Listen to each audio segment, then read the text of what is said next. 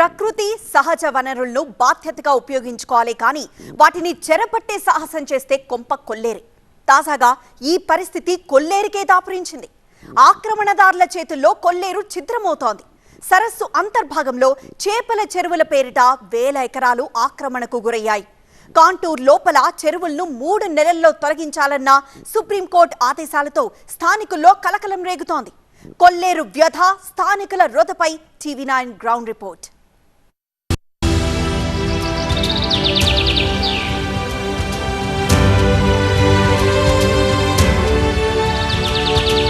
కొల్లేరు పేరు చెప్తే ఒకప్పుడు పక్షులు గుర్తొచ్చాయి, కానీ ఇప్పుడు ప్రధానంగా చేపల చెరువుల అంశమే చర్చకు వస్తుంది. సుప్రీంకోర్టు తాజా ఆదేశాలతోటి అక్రమ చేపల చెరువులను కొట్టేయాల్సిన పరిస్థితి. అసలు కొల్లేరులో పక్షుల మనుగడకు ఎదురవుతున్న సవాళ్ళేంటి, గ్రామస్తుల డిమాండ్లేంటి, కొల్లేరు ప్రక్షాళన సాధ్యమవుతుందా? ఈ స్టోరీలో చూద్దాం. ఆసియాలోనే అతిపెద్ద మంచినీటి సరస్సు కొల్లేరు. చిత్తడి నేలల పరిరక్షణతో పాటు వలస పక్షుల రక్షణ కోసం పర్యావరణవేత్తలు నిత్యం న్యాయ పోరాటం చేస్తున్నారు. మరోవైపు స్థానికంగా ఉండే లంక గ్రామాల ప్రజలు తమ జీవనోపాధి కోల్పోతున్నామంటూ ఆందోళన వ్యక్తం చేస్తున్నారు. జిరాయితీ భూముల పరిహారం, లైడార్ సర్వేపై యథాతథ స్థితిని కొనసాగింపుపై ప్రజాప్రతినిధులు పట్టుబడుతున్న తరుణంలోనే సుప్రీం తీర్పు వెలువడింది. గతంలో కొల్లేరు ప్రక్షాళన పేరుతో చెరువులను కొట్టేసి పరిహారం ఇవ్వకుండా, అటు పర్యాటకం అభివృద్ధి చేయకుండా తమను ప్రభుత్వాలు గాలికి వదిలేశాయని స్థానికులు ఆవేదన చెందుతున్నారు. ఇప్పటికే చెరువులకు గండ్లు కొట్టే ప్రక్రియ మొదలు కావడంతో ఉమ్మడి పశ్చిమ గోదావరి జిల్లాలోని కొల్లేరు గ్రామాల్లో పరిస్థితి నివురుగప్పిన నిప్పులా మారింది. 2006లో సుప్రీంకోర్టు ఇచ్చిన ఆదేశాలు ఉల్లంఘిస్తున్న అధికారులపై చర్యలు తీసుకోవాలని కాకినాడకు చెందిన మృత్యుంజయరావు వేసిన పిటిషన్పై విచారణ జరిపిన సుప్రీంకోర్టు కొల్లేరు సహజ ప్రవాహానికి అడ్డంకిగా మారిన చెరువులను తొలగించాలని గత ఏడాది డిసెంబర్లో ఆదేశించింది. కోర్టు 3 నెలల సమయం ఇవ్వడంతో అధికారులు రంగంలోకి దిగారు. విలేజ్లో ఉన్న కైగలూరు మండలంలో కానీ ఏలూరు జిల్లాయే కానీ మాకు సంబంధించిన వాళ్ళు అందరూ కూడా మా కష్టాలు చూస్తున్నారు. కానీ మళ్ళీ సుప్రీంకోర్టు ఎందుకనో ఇంకా కొట్టేయాలని ఆవేశించారంట. దయచేసి ఈ కొల్లేరులో ఉన్న జనాన్ని గుర్తించి, పక్షులకున్న విధానం మనుషులకి గుర్తించట్లేదు. దయచేసి మాకు మట్టికి పక్షులకి ఉపాధి కల్పించండి కాదంటలేదు, కానీ మేము ఎక్కడ బ్రతకం, ఎలా బ్రతకం, మాకు జీవనోపాధి కల్పించండి, మాకు అంతే చాలు. కొల్లేరు సరస్సు కొట్టేసిన కాడి నుంచి మాకు దారి లేదు, బతకడానికి దారి లేదు. ఏమైనా మామూలు ఒగ్గుకుంటా కూడా మాకు దారి లేకుండా చేస్తున్నారండి. ఇప్పుడు మామూలు ఒగ్గుకుని బతుకుతా కూడా మామూలు తీసి పడచేస్తాం. మళ్ళా చెరువులు ఏమన్నా ఉంటే కొట్టేసిన చెరువులు కూడా కొట్టేస్తున్నారు. మరి ఇళ్ల పన్ను కట్టించుకుంటున్నారు, కరెంటు బిల్లు కట్టించుకుంటున్నారు, నీళ్ళ పన్ను కట్టించుకుంటున్నారు, అన్నీ కట్టించుకుంటున్నారు. అన్నీ కట్టించుకుని మేము రెక్కలతోనూ ఎలాగా మేము కష్టపడతా కూడా లేదండి. మేము బయటికి వెళ్ళిన కూడా కూలి దొరుకుతలేదు, ఏమి దొరుకుతలేదు. వలసకెళ్ళి కూడా తిరిగి వచ్చేసాము. మాకు ఎవరో ఆధారం లేకుండా చేస్తున్నారండి. మాకు ఆధారం చూపించండి. దేశానికి స్వాతంత్రం రాకమునుపు 1912లో birds and animal protection act అమల్లో ఉండేది. ఈ చట్టం ప్రకారం కొల్లేరులో పక్షులను కాపాడాలని 1963లో జీవో నంబర్ 1966ను తీసుకువచ్చారు.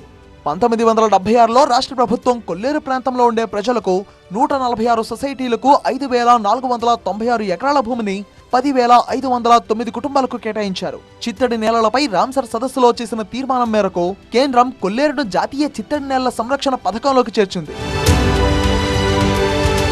జీవో 120 ప్రకారం 2006లో ఆపరేషన్ కొల్లేరు చేపట్టింది. అప్పటి కృష్ణా, పశ్చిమ గోదావరి జిల్లాల కలెక్టర్లు చెరువు గట్లను బాంబులతో పేల్చివేసి 77,138 ఎకరాలను స్వాధీనం చేసుకున్నారు. 15,000 ఎకరాల జిరాయితీ భూములు, 7,000 ఎకరాల మేరకు సొసైటీ, డీ ఫారం పట్టా భూములు ఉన్నాయి. నిబంధనల ప్రకారం జిరాయితీ, సొసైటీ భూములకు నష్టపరిహారం ఇవ్వకపోవడంతో స్థానికులు తిరిగి కొట్టేసిన చెరువులను సాగులకు తీసుకున్నారు. ఆ భూములు తమ జీవన హక్కు అని ఆ స్థానికులు చెబుతున్నారు. కొల్లేరు ఆపరేషన్ చెరువులు కొట్టే కార్యక్రమం పూర్తి చేసుకోవడం జరిగింది. దాని దరిమిళ ఏ ప్రభుత్వాలు వచ్చినా ఆ పార్టీ ఈ పార్టీ అని కాదు, ఆ ప్రజాప్రతినిధి ఈ ప్రజాప్రతినిధి అని కాదు, ఈ 20 ఏళ్లలో ఏ ప్రభుత్వం వచ్చినా ఏ పార్టీ అధికారంలో ఉన్నా మేము మా వంతు మా రిప్రజెంటేషన్స్ ఇస్తానే ఉన్నాం. కానీ వాళ్ళు ఏదైతే హామీ ఇచ్చి మా కొల్లేరు ఆపరేషన్లో మా జీవనోపాధిని తీసేశారో, మళ్ళీ అదే విధంగా మాకు రాష్ట్ర ప్రభుత్వం ప్రత్యామ్నాయ జీవనోపాధి అనేది జీరో ఇక్కడ. దాని కారణం చేత వాస్తవంగా ఆ 15,000 ఎకరాల్లో సుమారు 4,000 ఎకరాలు జిరాయితీ లాంటి ప్రైవేటు భూములే. ఇంకా పోతే 11,000 ఎకరాలు ఏదైతే ఉందో 122 గ్రామాల్లో ఆనాడు ఉన్నటువంటి సొసైటీ, కోఆపరేటివ్ సొసైటీస్ అవ్వచ్చు, ఫిషర్మెన్ కోఆపరేటివ్ సొసైటీస్ అవ్వచ్చు, సొసైటీ సభ్యులుగా మేమే వాటిని మాకు జీవనోపాధి కోసం మేము తవ్వుకోవడం జరిగింది తప్ప ఇందులో ఏ విధమైన కబ్జాదారులు లేరు, బడాబాబులు లేరు, అన్యాక్రాంతంగా ఎవరు ఆక్రమించింది లేదు. ఆక్రమించింది స్థానిక ప్రజలుగా మా జీవనోపాధి కోసం మేమే తవ్వుకోవడం జరిగింది. మేము ఫస్ట్ నుంచి కూడా మేము చెప్పేది అది కాంటూర్ లెవెల్స్ తీయండి.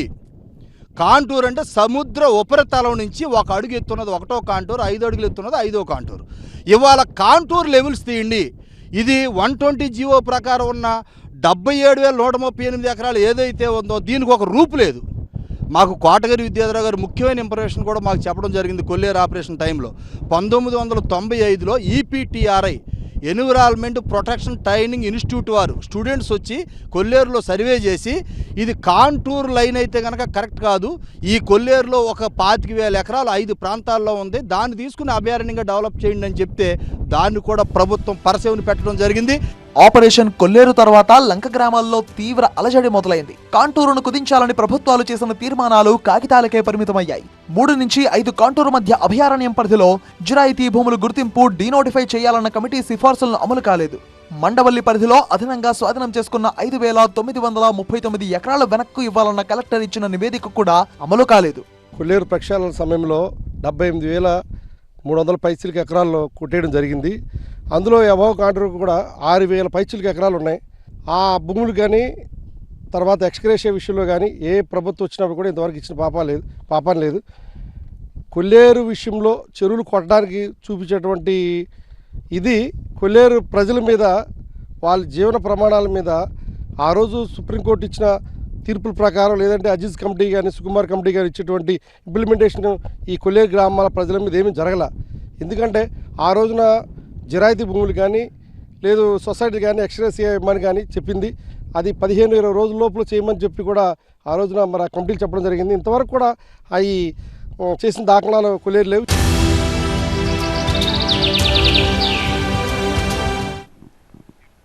కొల్లేరు పరిరక్షణలో భాగంగా తొలగించిన చెరువులకు నష్టపరిహారం అందకపోవడంతో స్థానికులు తిరిగి చెరువులను ఏర్పాటు చేసుకున్నారు. కథ మళ్లీ మొదటికొచ్చింది.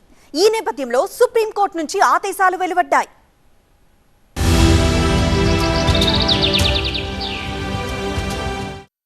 కొత్త జిల్లాల ప్రకారం కొల్లేరు సరస్సు ఏలూరు, పశ్చిమ గోదావరి జిల్లాల్లో విస్తరించి ఉంది. దెందులూరు నియోజకవర్గంలో పలు చెరువులకు గండ్లు కొట్టారు. కైకలూరులో అక్కడి ఎమ్మెల్యే కొంత సమయం కావాలని అధికారులను కోరినట్టు ప్రచారం జరుగుతోంది. ఆ ప్రాంతంతో పాటు ఇంకా ఉండి, ఉంగుటూరు, ఏలూరు నియోజకవర్గాల్లో చెరువుల ధ్వంసం ఇంకా ప్రారంభం కాలేదు. లంక గ్రామాల్లో మాత్రం అలజడి మొదలైంది. ఎమ్మెల్సీ జయమంగళ వెంకటరమణ ఇప్పటికే డి ఇన్ఛార్జ్ మంత్రి మనోహర్ దృష్టికి సమస్యను తీసుకుని వెళ్లారు. ఇక్కడ ప్రజలందరూ కూడా అడుగు తినే పరిస్థితి వచ్చింది. ఏదైతే 77,000 ఎకరాలకు మేము జోలికి రాము, అందులో ఉన్న జిరాయితీ భూమి ఏదైతే ఉందో 15,000, 7,000 డీఫామ్ పట్టాలు ఉన్నాయో వాటికి న్యాయం చేయాలా. పవన్ కళ్యాణ్ గారిని నమ్ముకుని మీకు 100% ఓటేసి ఆ డీఫామ్ పట్టాలు ఇస్తారని కొల్లేరు ప్రజలు ఎస్సీలు బీసీలు వెయిట్ చేస్తున్నారు. అన్యాయం అయిపోతారు. తొందరలో సుప్రీంకోర్టు కూడా కొల్లేరు ప్రజలకి ఏమీ కాదని అవగాహన కల్పించండి అని నిన్నటి తీర్పులో కూడా చెప్పింది.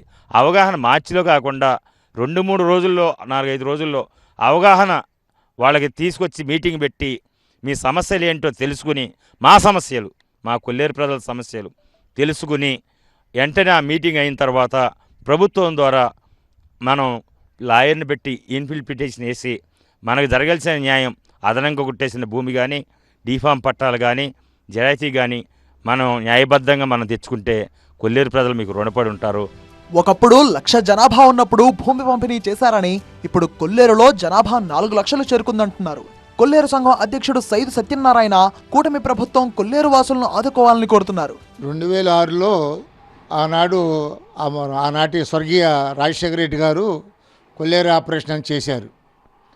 కొల్లేరులో అప్పుడున్న జనాభా 1,00,000 మంది అయితే అప్పటి నుంచి ఇప్పటికీ సుమారుగా 3 లక్షల మంది పెరిగిపోయారు. వాళ్ళ 4 లక్షల జనాభా, మొత్తం 5 నియోజకవర్గాలు, 9 మండలాల్లో, 2 పార్లమెంట్ నియోజకవర్గాల్లో కొల్లేరు ప్రాంతం ఉంది. 76,134 ఎకరాలు వైల్డ్ లైఫ్ ఏరియా కింద ఉంది. ఆనాడు 5,400 ఎకరాలు జలగ వెంకటరావు గారు పట్టాలు ఇచ్చారు. 13,700 పట్టాల జిరాయితీ ల్యాండ్ కూడా దీంట్లో ఉంది. దాన్నే అప్పటి నుంచి ప్రభుత్వం ఇటు వెంకటరావు గారు ఇచ్చిన పట్టాలకు కానీ జిరాయితీ ల్యాండ్కి కానీ ప్రభుత్వం నుంచి వైల్డ్ లైఫ్ నుంచి ఇప్పటి వరకు ₹1 కూడా మాకు రాలేదు. దాన్నే ఏదో రకంగా ఎక్కేసుకుని మనుషులతోనే ఆ రకంగా ఎక్కేసుకుని దాని మీద వేరే ఆదాయం లేదు, ప్రభుత్వం కూడా తిరిగి డబ్బు ఇవ్వలేదు కాబట్టి దాని మీద వేరే వృత్తి లేదు కాబట్టి దాని మీదే బతుకుతున్నాం. చంద్రబాబు నాయుడు గారు కానీ పవన్ కళ్యాణ్ గారు కానీ ఇది పర్యావరణం అనేది కేంద్ర ప్రభుత్వం కాబట్టి నరేంద్ర మోడీ గారు, అమిత్ షా గారు మమ్మల్ని ఇక్కడ 4 లక్షల జనాభాని దృష్టిలో పెట్టుకుని కూటమి ప్రభుత్వం మేము కూడా పర్యావరణానికి వ్యతిరేకం కాదు, పక్షులకి వ్యతిరేకం కాదు, మేము బతకాలి, పక్షులు బతకాలి, పర్యావరణం బాగుండాలి ఉద్దేశం మాకు కూడా ఉంది. మేము దేనికి వ్యతిరేకం కాదు. సుమారుగా 134 గ్రామాలు, 48 గ్రామాలు లోతట్టు గ్రామాలు, మిగతాయి ఊరు చుట్టూ ఉన్నాయి. మా 4 లక్షల జనాభాని దృష్టిలో పెట్టుకుని ఈ ప్రభుత్వం, ముఖ్యమంత్రి గారు, పవన్ కళ్యాణ్ గారు, నరేంద్ర మోడీ గారు మంచి హృదయంతో లోకల్ శాసనసభ్యులు ప్రభాకర్ గారు కానీ, అలాగే సంటి గారు కానీ, ధర్మరాజు గారు కానీ, కామినేని శ్రీనివాస్ గారు కానీ, రఘురామకృష్ణరాజు గారు కానీ, అలాగే సెంట్రల్ మినిస్టర్ గారు నరసాపురం ఎంపీ గారు కానీ, అలాగే పుట్టా మహేష్ యాదవ్ గారు ఏలూరు పార్లమెంట్ సభ్యులు కానీ మీరందరూ కూడా మమ్మల్ని దృష్టిలో పెట్టుకుని ముఖ్యమంత్రి గారితో మాకు ఒక అపాయింట్మెంట్ ఇప్పించి మా సాధక బాధలు వారికి చెప్పుకునేటట్టుగా మమ్మల్ని కూడా దృష్టిలో పెట్టుకుని మన పార్టీని ఇక్కడ ప్రాంతాన్ని కూడా దృష్టిలో పెట్టుకుని మాకు రక్షిస్తారని ఈ TV9 ద్వారా మీ అందరికీ తెలియజేస్తున్నాం.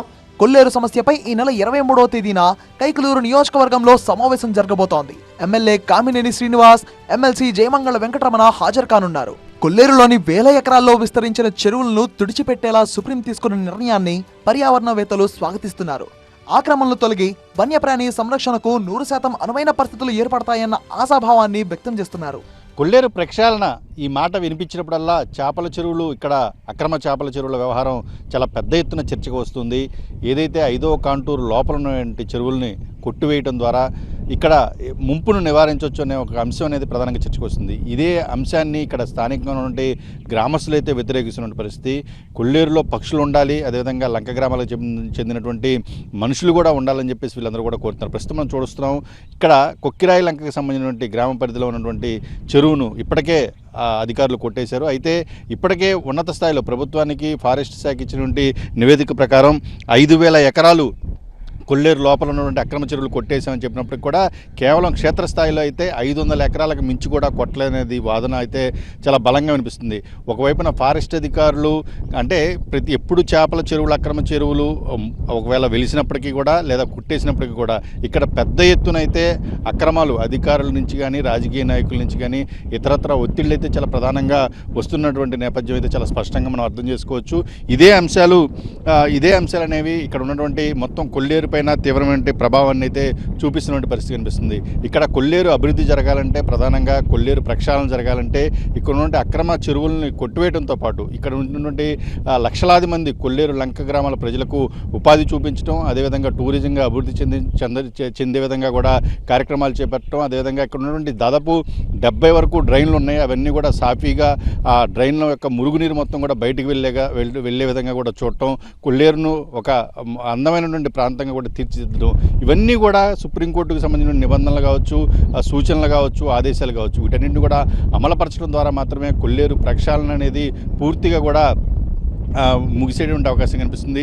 పూర్తిగా కూడా అమలు అంటే కొల్లేరు ప్రక్షాళన, కొల్లేరు అనేది పూర్వవైభవం రావాలంటే మొత్తం ఏవైతే సూచనలు ఉన్నాయో, సుప్రీంకోర్టుకు సంబంధించిన సూచనలు ఉన్నాయో ఆ సూచనలన్నింటినీ కూడా అమలు జరిగితే మాత్రమే ఇక్కడ పూర్తిగా కూడా కొల్లేరు అనేది ఒక అందమైనటువంటి ప్రాంతంగా, ఒకప్పుడు ఉన్నటువంటి సహజ సిద్ధమైన మంచినీటి సరస్సుగా కూడా మళ్ళీ రూపాంతరం చెందే అవకాశాలు కనిపిస్తున్నాయి. అవి కాకుండా కేవలం చెరువులు గండ్లు కొట్టడం వల్ల మాత్రమే కొల్లేరు ప్రక్షాళన పూర్తవుతుంది అనుకుంటే మాత్రం అవి కొల్లేరు నీటిపైన రాతలుగానే మిగిలేటువంటి అవకాశం అనేది అవకాశం మాత్రమే అనేది చాలా స్పష్టంగా అర్థమవుతుంది. కెమెరా దుర్గాతో రవి, TV9 కొల్లేరు నుంచి.